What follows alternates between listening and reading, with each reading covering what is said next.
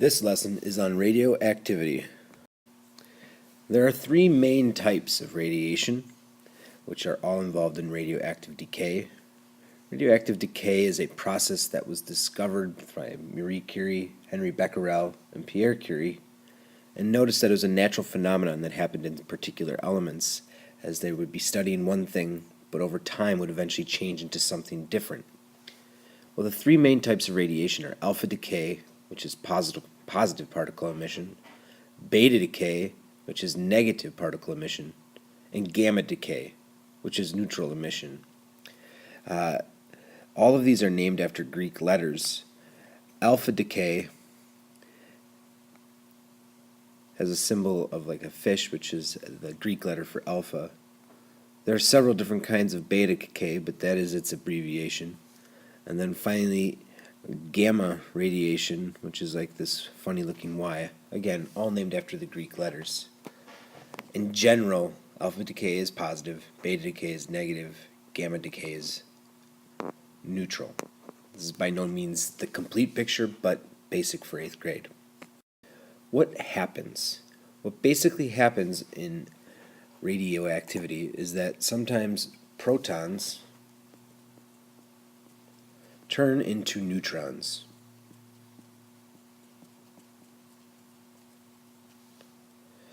When this happens, the atomic number or the atomic weight changes. Other times, neutrons turn into protons, therefore creating a whole different element. Sometimes whole pieces of atoms break off as well. Either way, another thing that always happens during radioactive decay is energy is produced or released. So there's always a release of energy as well. Another very important radioactivity is half-life. Half-life is the amount of time for half of a sample to decay into another element. For example, carbon-14 has a half-life of about 5,700 years, or uranium has a half-life of about 4 billion years. So we're talking a huge range of numbers. But to kind of get this a little bit more concrete, let's say that we have a sample of francium. And francium is on the periodic table number 87. And there is an isotope, which means one particular version of francium, that has a half-life of 22 minutes.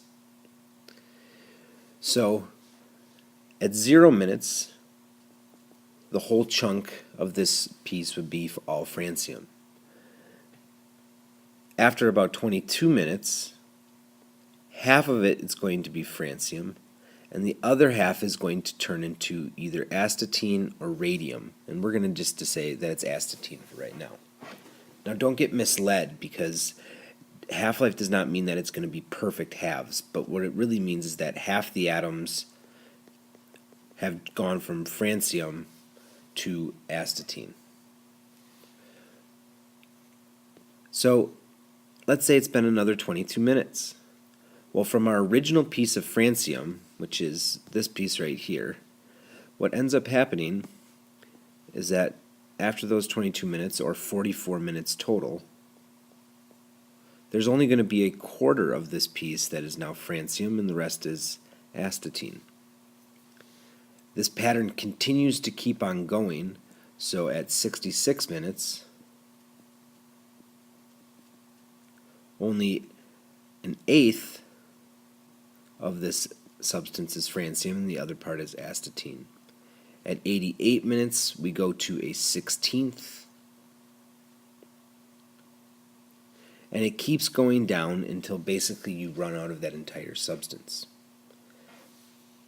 That is radioactivity very quickly.